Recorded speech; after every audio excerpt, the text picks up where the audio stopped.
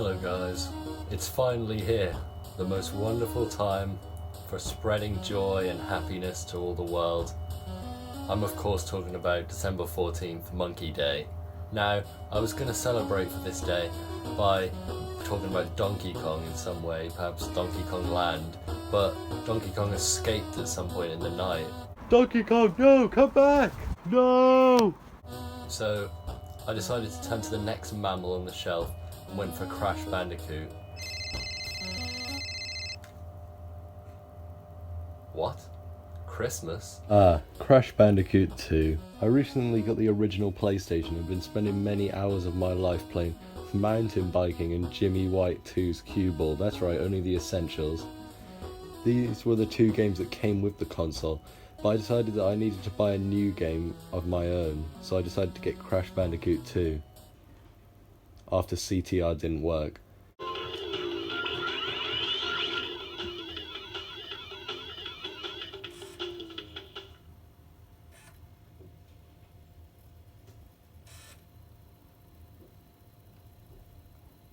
One eternity later.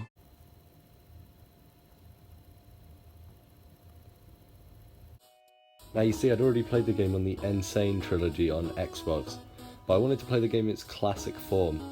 The game released only a year after the first one, and then the third released a year after this, which was amazing seeing as how other games like Skylanders grew stale after their yearly release schedule. It's all connected. This improves the first game in many ways and was the reason I got this first.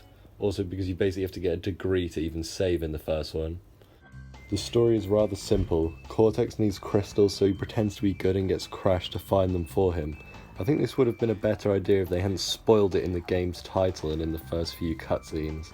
The gameplay is where it usually shines in these games, however. The game is action-packed and full of different and fun missions. My favourite here is the polar bear riding missions, even though they do get a bit weird. The music in those levels is so great.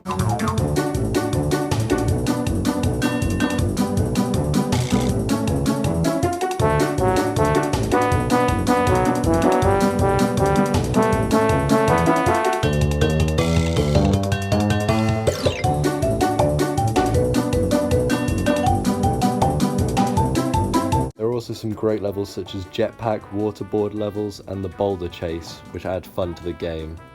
The sets of levels are in various warp rooms, which means you can do the levels in any order, which I always thought was good. But after completing one warp room, you go in to fight a boss, and then you can move on to the next. The boss fights are just challenging enough to be good and make me take a few attempts to beat. Hey, you wanna play my favourite game, Skylanders SWAT Force?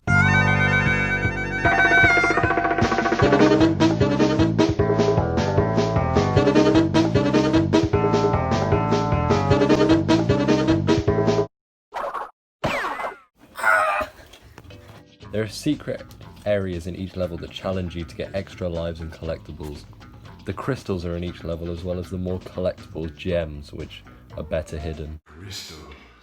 Of course. Lives are hidden well in the game, but not too obscure that you'll never find them. I always find I have enough lives for most missions.